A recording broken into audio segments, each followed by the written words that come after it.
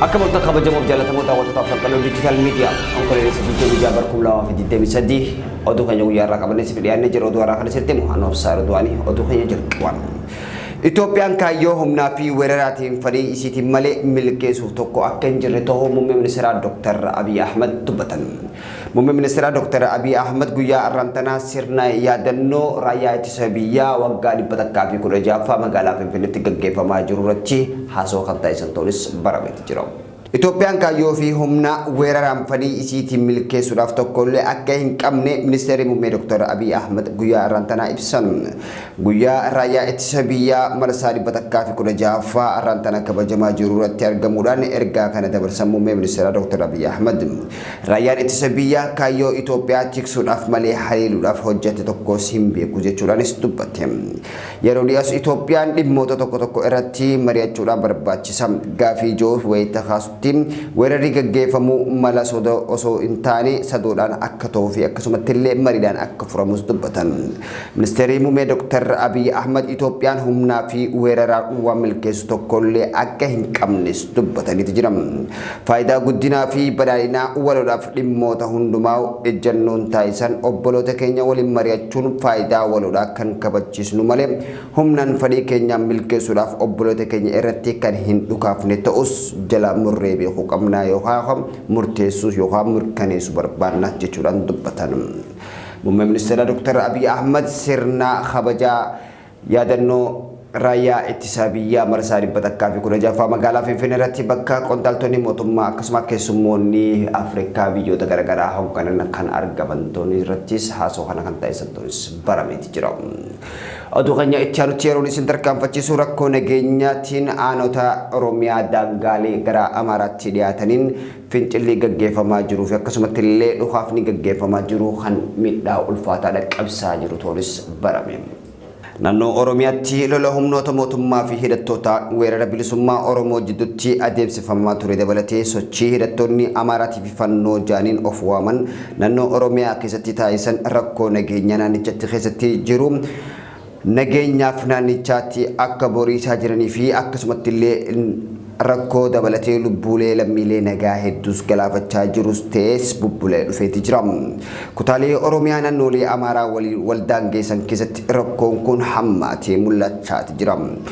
Jiraattonni tokko ammoo keessattuu jiraataan aanaa Aabbee Daangoraa kan ta'ellee haleellaa garee hidhattoota fannoo jaamuun kun dhiyeenya kana aanichatti raawwatee dhiyeessuudhaan akka dubbatanii magaalaa Shaambootti argamu qondaaltota baay'ee keessattis bakka kaampiitti fayyadaman hundeessuudhaaf akkasumatti illee mootummaan bakka beeku osoo jiru furmaata laachuu dhabuun rakkoon kun walxaxaa dhufee jechuun dubbatan.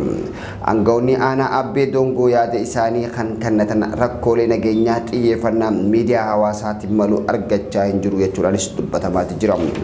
Kutaalee Oromiyaa garaagaraa keessatti rakkoolee nageenyaa mudachaa jiruun hammaataa fudhachuus humni finxaaliyyii Amaaraa immoo saba Oromoo irratti rakkoo geessisaa jiru daran hammaatee itti fufeeti jira. Gamanumaan gara mootummaatti rakkoon gara uummataattis dhaqqabaa jirtu uummata dadhabsiisaa akka jirtu uummannis yeroo gara yeroottis iyyachaati jira. Tolega daawwattoota keenya oduu keenya kana itti aanutti yeroo isin dabarsu humnoonni finxaaliyyii naannoo Amaaraatii dhufan kaleessaa aanaa Dabroo ganda Illuu ganda Caaffeetti guyyaa kaleessaa dhukaasa bananiin akkasumatti illee uummanni firraa qolachuun isaaniitis dhaga'ameeti jira. Haleellaa humni finxaaliyyii kutaalee Oromiyaa keessa gaggeessaniin alatti guyyaa kaleessaa ammoo naannoo Amaaraatii dhufanii guyyaa kaleessaa aanaa dhaarraa ganda Illuu ganda Caaffeetti ganda Jaamuratti dhukaasa bananiin qotee bultoota irratti qotee bultoonni ammoo ofirraa ittisuun isaaniitis barame. Sabir Jootee bal'inootu kana akka itti aanutti nuuf qindeessa. Humnoonni kunneen uummata qe'ee isaaniirraa buqqisuun qe'ee isaanii dhuunfachaa jiru kan ja'an uummanni yaada kannaniin falli uummanni naannoo daangaarra jiru qabu gurmaa'ee qe'ee ofii tikfachuudha ja'ame. Humnoonni finxaalayyuun kun walitti fufiinsaan gandoota garaagaraa keessatti haleellaa raawwachaa kan jiran yoo ta'u gandoota tokkotti qabeenya saamaa midhaan bilchaataa ala jiru haamanii gara biraatti fe'ochaa akka jiran himameetis jira.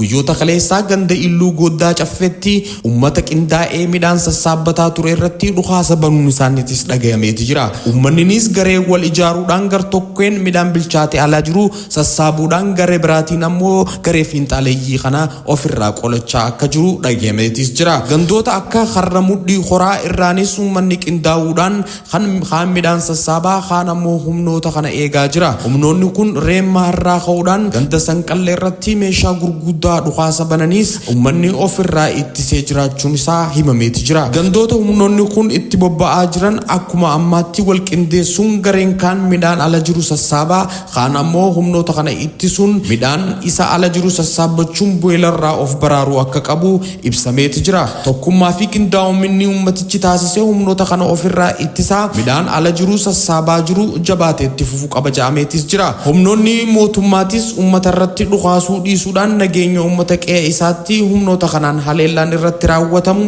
eeguu akka qabu ibsameeti jira. Muuzitti humni elektirikaa guutumaan guututti addaan cituu humni ifa biyyattii beeksisee jira. Naannoo Beenishaangul Gumuzitti tajaajila humna elektirikii guutumaan guututti addaan cituu humni elektirikaa Itoophiyaa guyyaa irraa xalayaa maxxansee ifoomseeti jira. Sababa addaan cituu humna elektirikii kanaaf sarara daddabarsituu humna ol aanaa abbaa kiiloo vaayitiidha 132 godina Wallaggaa lixaa Mandii irraa gara Asoosaatti diriirfame irratti hanna raawwatame akka ta'e dhaabbatichinis beeksiseeti jira. Hanni kun kan raawwatame kibxata dabree naannoo magaalaa Asoosaa irraa kiiloomeetira 30 fagaattee kan argamtu qe'ee 48 yookaan bosona Leencoo jedhamuun beekamutti akka ta'e kan ibsi dhaabbataa kun humna elektirikii akkuma naannoo Beenishaangul guutumaan guututti akka laachaa hin jirreef beekameeti jira. Hanga ammaatti guutuun biyyattii keessatti humni elektirikaa yeroodhaan gara yeroo addaan citaa turus garuu ammoo naannoo Itoophiyaan qabdu keessa naannoo Beenishaangul humna elektrikaa guutumaan guututti akka argachaa hin jirre ta'uu ergaa ifaan kun addaan cite guyyoota sadii akka lakkoofsisu humni elektrikaa biyyattiis beeksiseeti jira. Tolega daawwattoota keenya oduu keenya gara xumuraatti yeroo isin tarkaanfachiisu marii gamsa deeniitiin gaggeeffamaa jiru Itoophiyaa Masriif Suudaan jedhutti gaggeeffamaa tureen guyyaa kaleessaa xumuraatti jira. Walgeecha kunis dhimma hidha haaromsa Itoophiyaa teeknikaa irratti wal qabate ta'uunis kan ifoome yeroo ta'u bal'inoota kanaatiif kan isiniif qindeessu Samir Jooteeti. Mariin marsaa sadaffaa dhimma haaromsa Kaayiroo irratti gaggeeffamaa ture xumuramuun isaa ibsame. Ameerikaatti ambaasaaddar Itoophiyaa fi dursaa garee Itoophiyaa kan ta'an ambaasaaddar Silashii Baqqalaan mariin taasifamee fooyya'insi muraasni kan irratti mul'ate jechuudhaan yaada isaanii ibsaniitu jiru. Adeemsi marii biyyoota Itoophiyaa fi Suudaanii fi Masrii gidduutti taasifamu kun kan itti fufu yoo ta'u mariin marsaa afuraffaa baatii muddee dhufu Finfinneetti akka gaggeeffamu ministeerri dhimma alaa Itoophiyaa ibsa baaseen beeksiseeti jira. Mariin gamsadeen onkololeessa 23 fi 24 Masri Kaayirootti gaggeeffame baatiilee amma dabran keessatti qofa yeroo sadaffaadhaaf kan gaggeeffame yoo ta'u xiyyeeffannoon ijoon marii kanaa akkaataa guutamiinsa bishaan hidhichaa kana irratti dambiiwwanii fi qajeelfamoota jiran irratti ta'uu ministeerichi ibsa baaseen akeekeeti jira. Mariiwwan dhimma hidha haaromsaa irratti gaggeeffamaa turan waggaa 2 fi baatii 5f eega addaan cite booda hagayya dabreen magaalaa Kaayirootti gaggeeffameen eegalamuun isaa ni yaadatama. Tolega daawwattoota keenya oduu keenya guyyaa irraan tanaaf qabannee isiniif dhiyaanne kana fakkaata. Hanga oduu biraatti wal agarru kan nagee walitti dhaammannu ta'a. Turte kanan kan isin faana godhe anoof saaru du'anii garuu gommaa kaameraatiin saalaa lakimtoon isin faana turre. Hanga sagantaa biraatti wal agarru kan nagee walitti dhaammannu ta'a. Guyyaa gaarii qabaadhaa.